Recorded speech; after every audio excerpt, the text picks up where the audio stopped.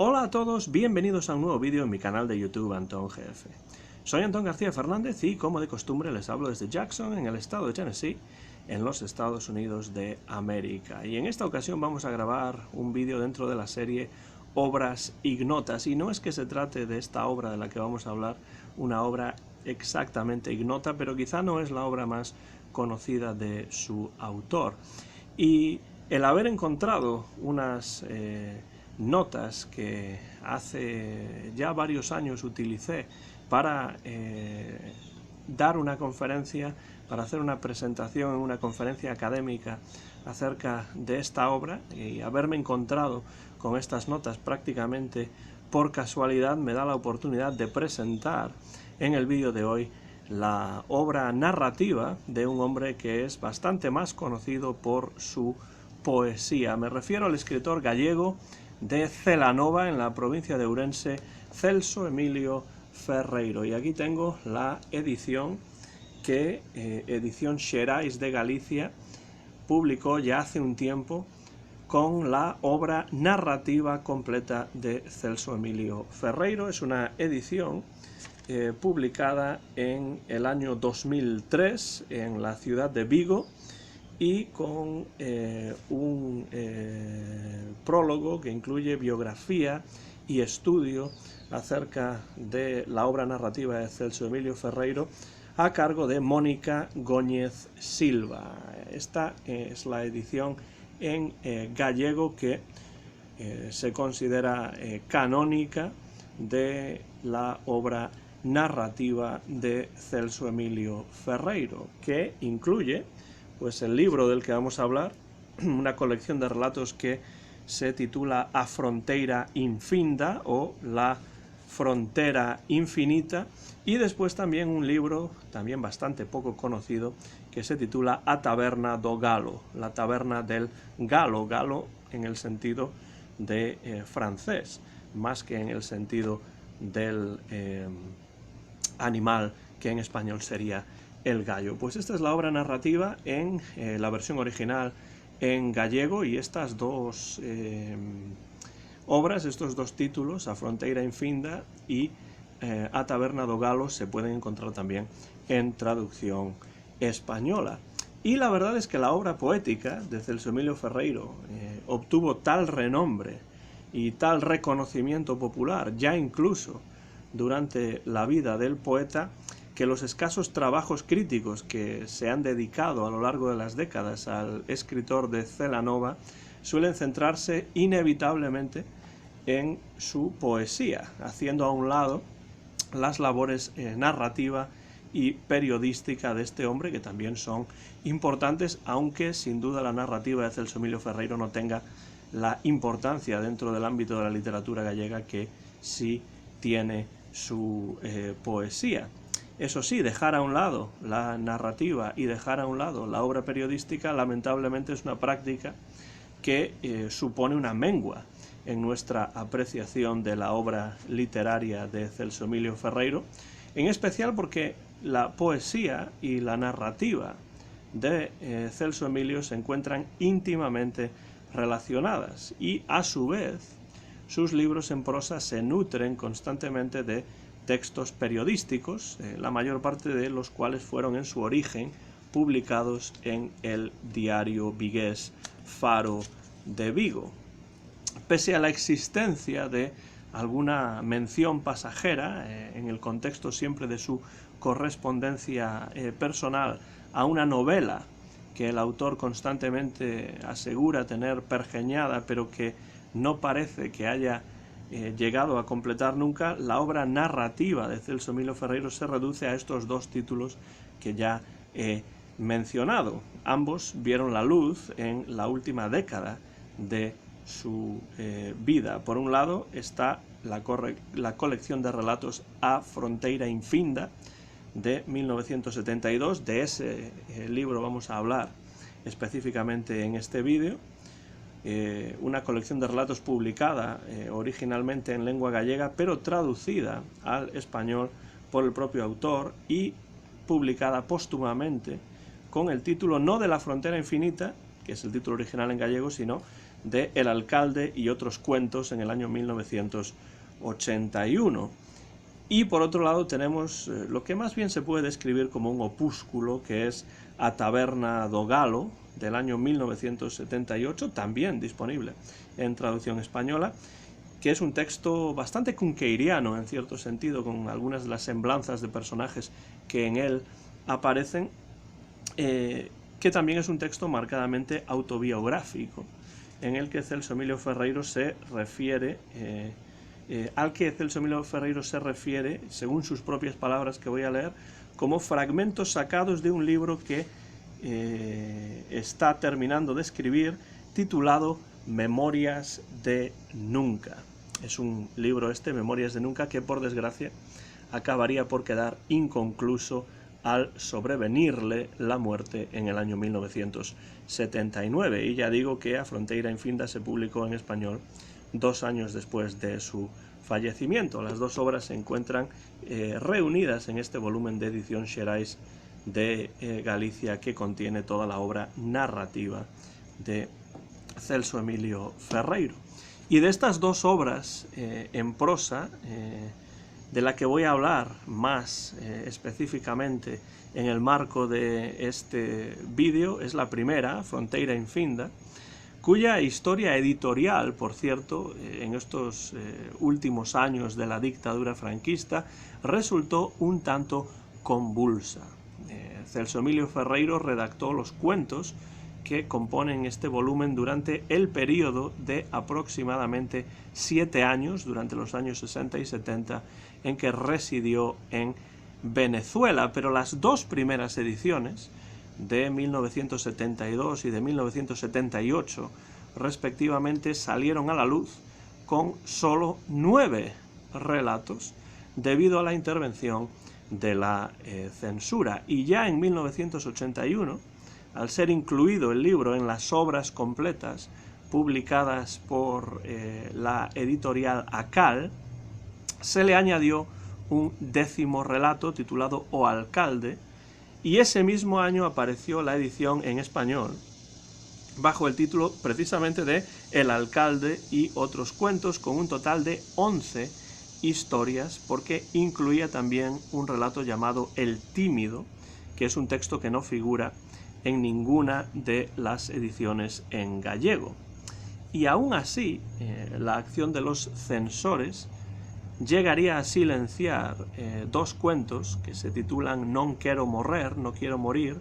y O sono desancorado, el sueño desanclado, por considerarlos políticamente subversivos e incluso pornográficos. Y estos 2 cuentos nunca llegaron a formar parte de ninguna de las versiones del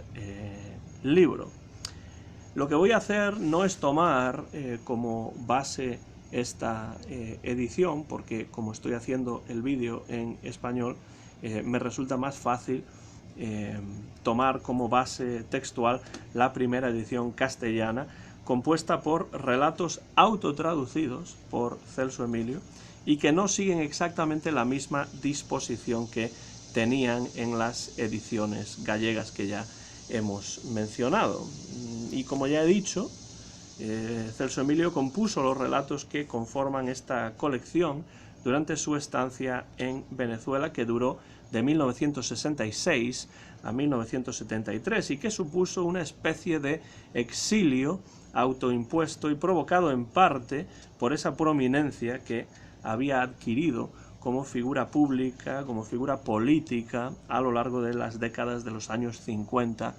y 60, y que le había causado innumerables problemas derivados sobre todo de algunos encontronazos ocasionales con las autoridades franquistas. Y en un principio el autor había recibido una propuesta para ocuparse de la dirección cultural de la Hermandad Gallega de Caracas, y como digo, en un principio consideró su viaje a Venezuela desde un punto de vista esperanzador, cambiando de aires, cambiando Galicia por Venezuela y confiando en poder llevar a cabo actividades sociales, culturales, políticas que en el contexto de la España franquista le estaban mayormente vedadas, o por lo menos le creaban constantes problemas. Sin embargo, Celso Emilio no tardaría en comprender que esas libertades no iban a ser tan prometedoras en Caracas, porque la facción más conservadora de la emigración gallega, que manejaba a su antojo la hermandad en aquellos momentos, se opuso a muchas de sus ideas, a muchas de sus iniciativas, reduciendo las actividades culturales a una mera representación folclórica, nada politizada, que es lo que le interesaría a Celso Emilio. El activismo político a través de estas actividades sociales y culturales, y la hermandad gallega llegó a expulsar a Celso Emilio finalmente de la organización por todos estos problemas derivados de estas ideas diferentes que Celso Emilio tenía y que no gustaban a aquellos que estaban en aquellos momentos dirigiendo la hermandad gallega. Y por tanto Celso Emilio Ferreiro, que había traído consigo a su familia al exilio venezolano y que veía la emigración de una manera utópica, de una manera profundamente idealista en muchos casos, o idealizada, como la única vía posible para hacer frente desde el punto de vista de la cultura y de la política y de la lengua gallega al régimen de Franco, sufrió un profundo y muy doloroso desengaño con esta experiencia emigratoria, y fruto de dicho desengaño, entre otras varias obras literarias que produjo en esta época, son los relatos que conforman esta fronteira infinda. De este modo, Celso Emilio Ferreiro sitúa todos los relatos de esta obra en territorio americano, pero a este topos desplaza claramente la crítica social a la opresión del régimen franquista o de cualquier régimen autoritario. Se puede hacer extensivo todos estos comentarios a cualquier régimen autoritario, aunque evidentemente tiene su base principal en sus experiencias con el franquismo, cuyas prácticas esenciales el autor había reconocido también en ese microcosmos que era la hermandad gallega. Y justo a esto, y en perfecta conjunción con esto, descubrimos una feroz crítica a aquellos sectores de la emigración gallega a América que reproducen impunemente en sus instituciones las prácticas y la ideología dictatorial franquista. Así pues, en A Fronteira Infinda, la emigración americana no aparece ya como ese espacio adánico, idealizado, utópico, receptivo a las ideas de libertad y organización política profesadas por el autor. Ya no aparece como ese espacio, sino que se nos presenta como un espacio caracterizado por la represión, por la violencia. Y así, de una América vista como posible salida y medio de resistencia a la represión franquista, pasamos a una América que se objetiva más bien como un callejón sin salida, en el que triunfan la violencia, en el que triunfan la supresión de la libertad y de la dignidad individuales, y por donde pululan personajes de una inmoralidad manifiesta que generalmente están identificados con ciertos prototipos reaccionarios de la comunidad de emigrantes gallegos que Celso Emilio conoció en Caracas. No es sorprendente, por tanto, que tuviese tantos problemas Celso Emilio con quienes dirigían la Hermandad Gallega de Caracas, a quienes ridiculiza y a quienes representa desde un punto de vista verdaderamente ridículo y sarcástico en las páginas de esta obra, y en particular la intensificación de la violencia que anula la dignidad humana, y también esta dura crítica a ciertos elementos constitutivos de la emigración gallega a América son, en cierto modo, continuación de temas ya tratados con anterioridad en obras poéticas de Celso Emilio Ferreiro, tan conocidas y populares en su momento como puede ser su viaje al País de los Enanos o Viaje ao País dos Ananos del año 1968. Y esto nos debe llevar, creo yo, a considerar la narrativa de Celso Emilio Ferreiro como un todo indisoluble de su producción poética y periodística, en las que ahonda en temas que son muy semejantes a esto desde diversas perspectivas. Creo que se puede leer a la luz del Viaxe ao País dos Ananos esta fronteira infinda, por mucho que el viaje sea un texto poético y la fronteira sea un texto en prosa. Aquí en A Fronteira Infinda, que se puede encontrar dentro de la obra narrativa de Celso Emilio Ferreiro, publicada en 2003 por Edición Xerais de Galicia, la violencia aparece siempre como algo externo a los personajes inocentes que la padecen, normalmente en silencio, sin ser en absoluto responsables de los castigos que se les infligen. Como ejemplo de esto, y hay muchos, pues puedo citar el relato Última Noticia de Pánfilo Sobreira, en el que nos encontramos con un personaje principal que se llama Pánfilo. Vemos que el nombre no es casual, Pánfilo, el que quiere, el que ama a todo, ¿no? El que tiene filia de todo, ¿no? Pues este personaje Pánfilo vive en la más absoluta pobreza, en una ciudad sin nombre. Esto es bastante típico de estos cuentos también, ciudades sin nombre que podrían ser extrapolables a cualquier lugar, descrita, eso sí, como una ciudad inmisericorde, un lugar deshumanizado en el que la vida es poco menos que imposible. Y voy a citar lo que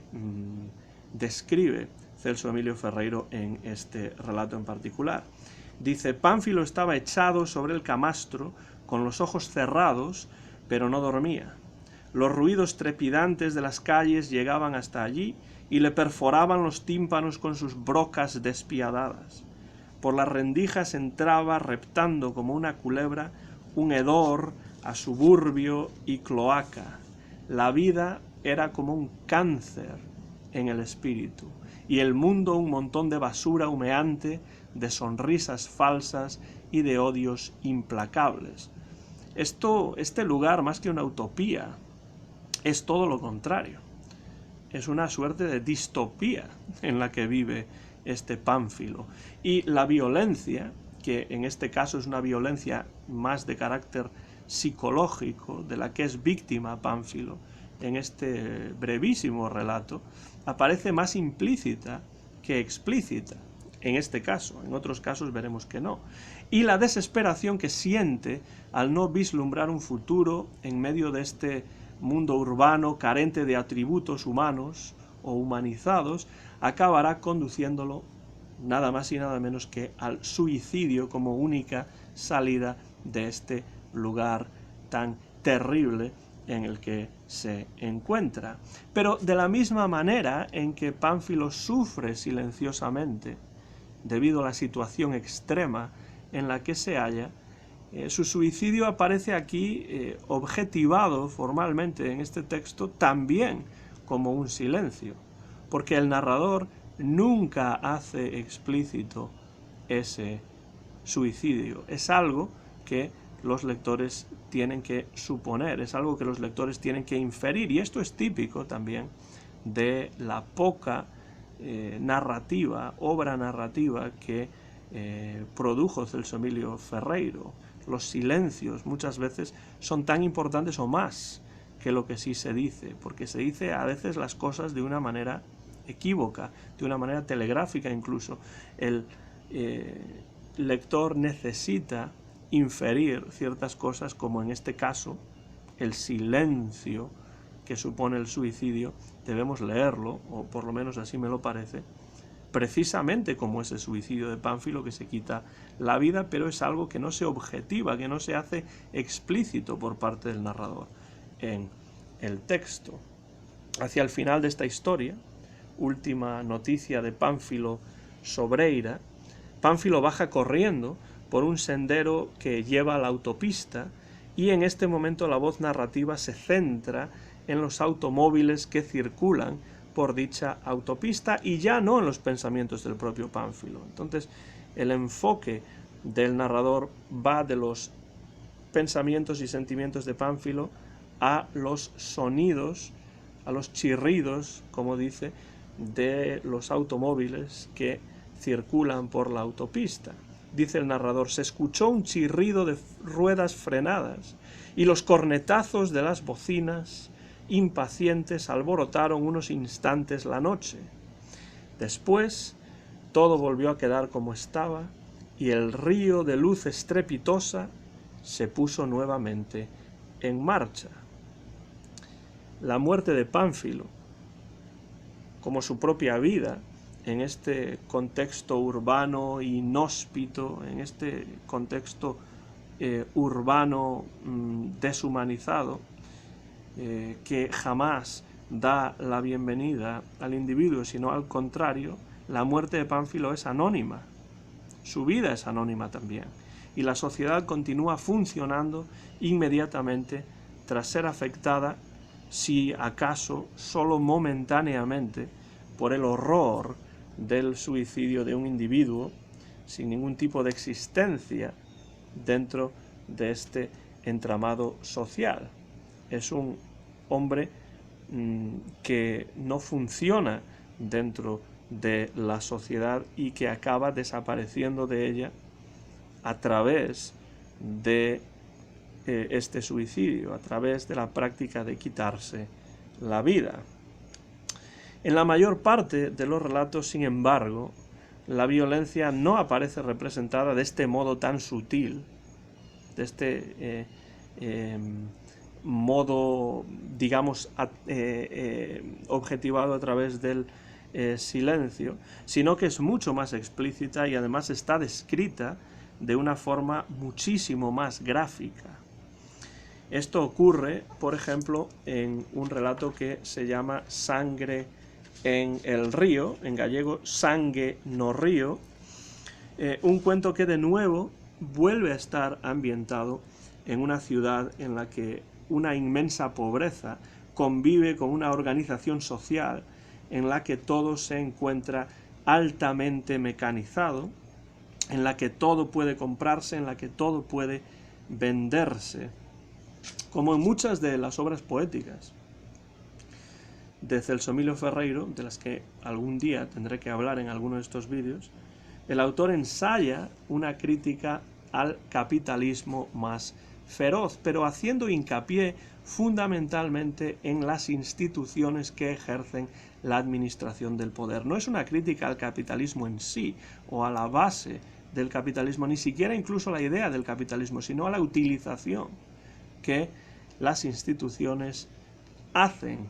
del capitalismo y sobre todo de la manera en que administran el poder que detentan. Nos encontramos aquí en una sociedad que permite el crimen organizado y en la que existe una alianza estrecha entre un sistema policial corrupto y un periodismo totalmente silenciado por el poder con el que colabora. Y esto no es algo extraño, ni es algo que haya ocurrido solamente en el contexto histórico en el cual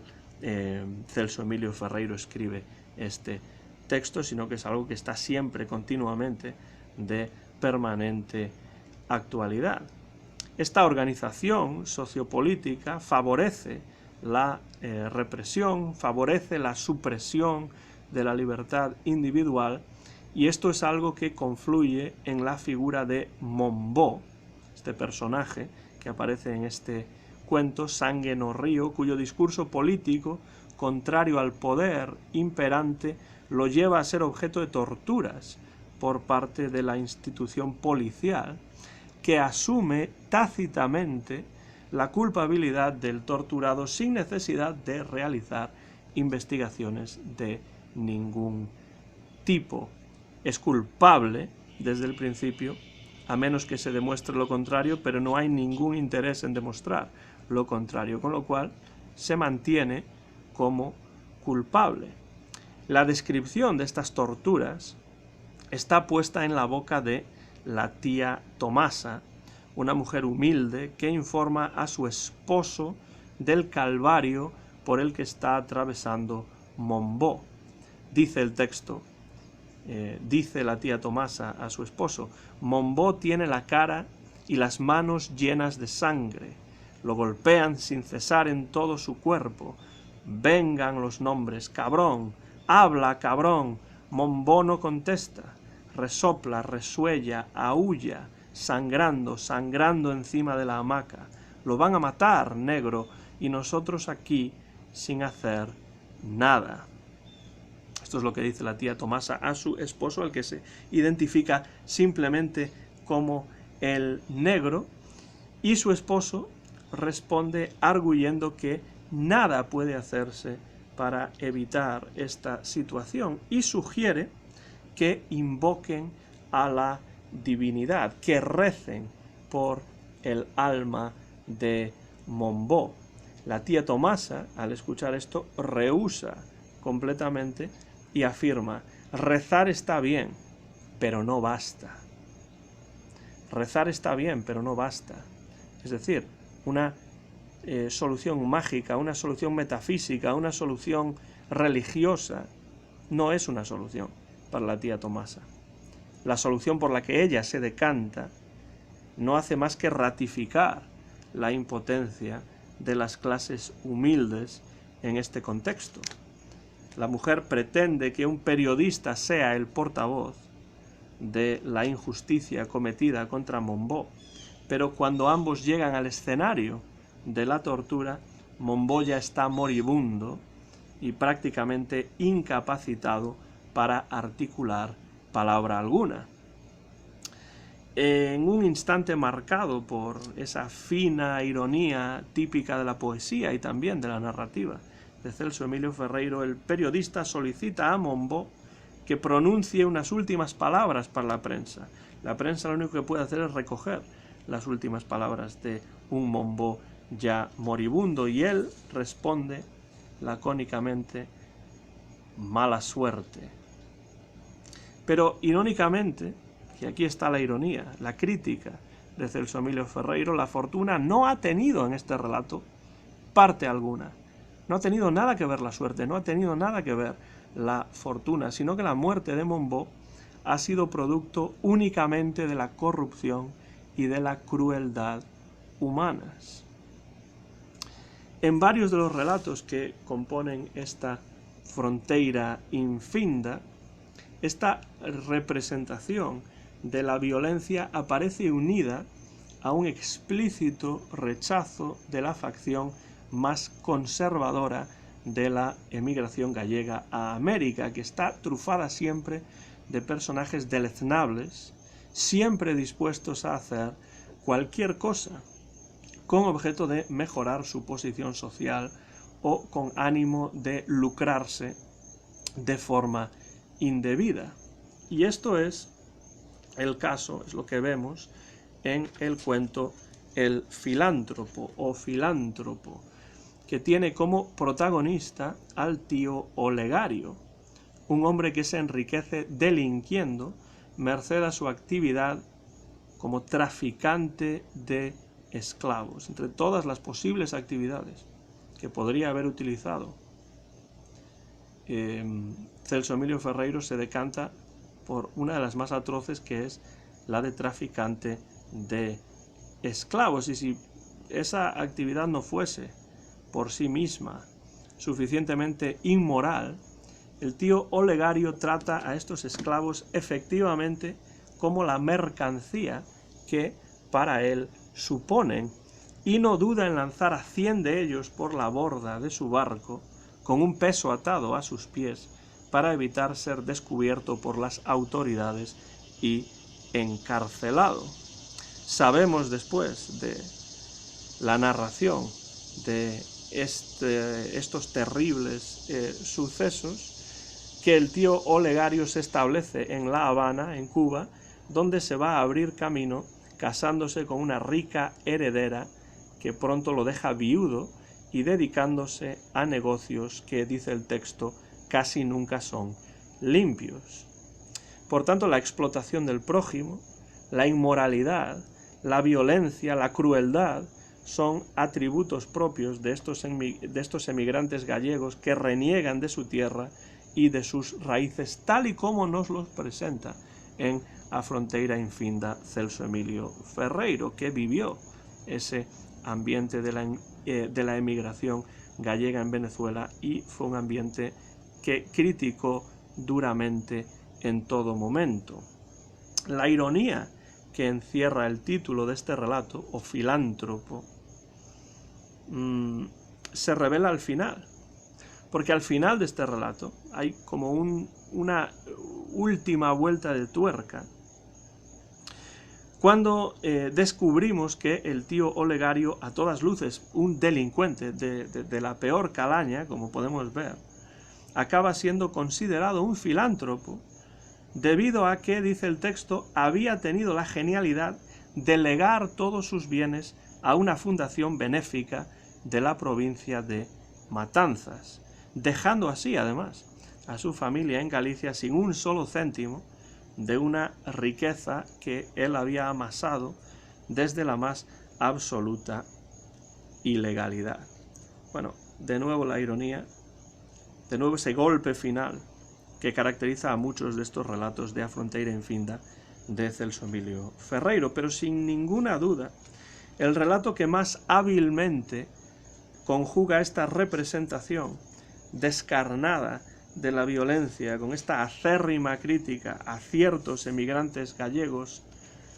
que por supuesto no todos son así, pero los que le interesa a Celso Emilio representar son precisamente estos ciertos emigrantes gallegos tipo, que son personas de una dudosa moralidad. Pues el relato que más hábilmente conjuga todo esto es el titulado Extraño Intermedio, que me parece quizá uno de los más brillantes, en gallego extraño intermedio, con S, no con X. Es también este extraño intermedio, formal y estructuralmente, el cuento más complejo de toda la colección, porque en él se dan cita dos historias diferentes que, según el lector descubre a medida que nos acercamos al final, se hallan relacionadas causalmente. Por un lado, tenemos la historia de Cayetano Pérez Padrón, un albañil y pintor que es aprehendido por la policía sin razón aparente y sometido a una serie interminable de torturas con objeto de extraer una información que, al ser aparentemente inocente de los cargos que se le imputan, en principio él desconoce. Lo detienen sin ningún tipo de razón y él no sabe, no comprende por qué esto está ocurriendo. Accedemos a esta historia, de hecho, a través del texto que el propio Cayetano escribe en una libreta durante un martirio carcelario que dura varios meses. A lo largo de esta historia, Cayetano tratará de responder a todas esas preguntas que le hacen sus torturadores, pero sin éxito alguno, porque no tiene la posibilidad, no tiene el conocimiento suficiente para responder, no sabe por qué lo han detenido y no sabe por qué lo están torturando. Está desorientado en medio de una atmósfera, en este caso casi kafkiana. Vemos una cierta influencia, un cierto resabio kafkiano en esta atmósfera que describe este relato de Celso Emilio Ferreiro, porque este es un hombre que es víctima sin saber por qué. Además no puede evitarlo. Celso Emilio revela de esta manera un sistema judicial colapsado, inoperante, monstruoso, del que Cayetano no es capaz de desembarazarse por mucho que intente decir la verdad y negar cualquier responsabilidad en aquello de lo que se le acusa. Y por cierto, aquello de lo que se le acusa no queda nunca demasiado claro. Esta es una parte de la historia. Y por otro lado tenemos la historia interpolada en la anterior, la historia de Mimitos, que es una prostituta viguesa que emigra a América y conoce a don Antonio Cogarrán durante la travesía en barco por el Atlántico. Esta es la segunda historia dentro de este relato. Don Antonio es el prototipo del emigrante corrupto e inmoral, descrito siempre desde una perspectiva eminentemente negativa. Como el tío Olegario, o filántropo, ha amasado toda su fortuna a través de métodos delictivos. Dice el texto que estafó a un socio, regentó un quilombo, se dedicó a la usura, timó a un banco y finalmente puso un burdel consentido donde se vendían drogas, se corrompían menores, se hacía trata de blancas y otros honestos negocios semejantes. Ahí está la ironía. Otros honestos negocios semejantes que no eran en absoluto, claro, honestos. Todo esto contrasta con la impotencia sexual de don Antonio, que es la razón por la cual su esposa lo ha abandonado, y Mimitos pasa, por tanto, a ocupar su lugar. Mimitos, la prostituta viguesa, pasa a ocupar el lugar de la esposa que lo ha abandonado, medrando así socialmente, pero el aburrimiento la lleva a querer matar el tiempo redecorando su casa, y es así como conoce a Cayetano, que además de pintar las paredes del nuevo hogar, inicia una relación extramatrimonial con Mimitos, y es así como se conjugan dichas historias, porque al descubrir esta relación extramatrimonial, don Antonio expulsa a Mimitos de su casa, sintiéndose rechazada tanto por don Antonio como por Cayetano. Mimitos recurre a la venganza, delatando falsamente a este último, a Cayetano, como supuesto comunista, lo cual desencadenará la serie de torturas que ya sabemos desde el inicio del relato que Cayetano ha sufrido. Y una vez más comprobamos que Cayetano es un personaje inocente de los cargos de los que se le acusa, y los sufrimientos físicos a los que es sometido son externos a él. En principio, él no sabe por qué los está sufriendo, a pesar de que el lector comprenda las relaciones de causa-efecto que han llevado a esta situación. Y hacia el final del relato vemos que Cayetano tiene la intención de recurrir al suicidio como única manera posible de solucionar una situación desesperada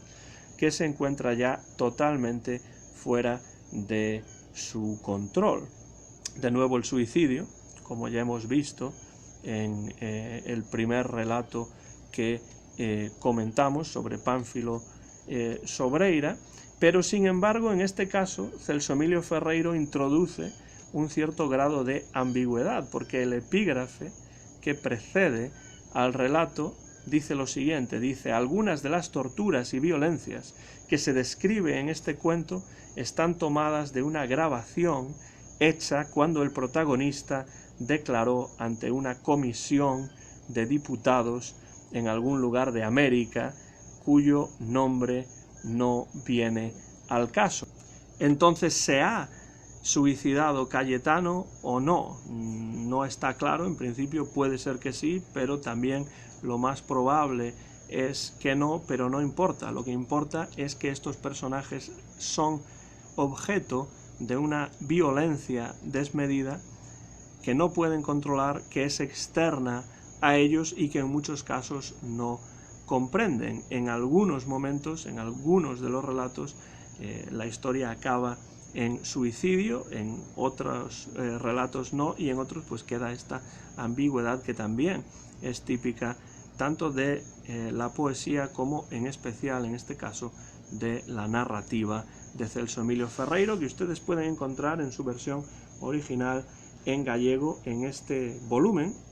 publicado en 2003 por Edición Xerais de Galicia, además con una fotografía ahí en la parte de atrás del propio autor, de Celso Emilio Ferreiro, y aquí encontrarán en una edición bien hecha,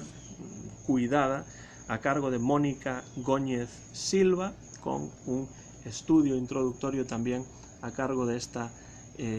estudiosa, encontrarán los dos libros de narrativa, las dos obras narrativas que Celso Emilio Ferreiro escribió, que son A Fronteira Infinda y A Taberna do Galo. En algún otro vídeo en el futuro deberé, creo yo, hablar de A Taberna do Galo, que también es un libro poco conocido dentro de la bibliografía de Celso Emilio Ferreiro, pero es un libro divertido, interesante, que a mí siempre me ha atraído, que a mí siempre me ha gustado. Entonces emplazo a quienes hayan visto este vídeo a un vídeo futuro en el que espero poder hablar de A Taberna do Galo, la otra obra narrativa de Celso Emilio Ferreiro, junto con la que hoy hemos comentado en este vídeo, que es A Fronteira Infinda. Dentro de esta serie de vídeos obras ignotas, y aquí justifico la inclusión de esta obra dentro de esta serie de vídeos obras ignotas por el hecho de que Celso Emilio Ferreiro es mucho más conocido por su obra poética, es mucho más celebrado por su obra poética que por una obra narrativa que a veces ha pasado desapercibida, que a veces se olvida por parte de crítica y lectores, y que yo creo que si ustedes tienen interés en ella, pueden acceder a ella a través de esta edición en la versión original en gallego, y también hay traducciones, la de A Fronteira Infinda, a cargo del propio Celso Emilio Ferreiro al español. No sé si conocen la obra narrativa de Celso Emilio Ferreiro o no, si les interesa la obra en general, ya sea narrativa, poética o periodística de Celso Emilio Ferreiro, pero si tal es el caso, dejen comentarios por la parte de abajo de este vídeo, que siempre estoy interesado en saber qué piensan acerca de los vídeos que publico en el canal. Nada más por ahora, soy Antón García Fernández y me despido desde Jackson, en el estado de Tennessee, en los Estados Unidos de América, donde he grabado este vídeo a principios del mes de septiembre del año 2021. Mío es el copyright de este vídeo, que muy pronto van a poder ver en mi canal de YouTube, Antón GF. Como siempre, muchísimas gracias por los comentarios, muchísimas gracias por el apoyo y por seguir, ver estos vídeos dentro de mi canal, y me despido hasta la próxima ocasión.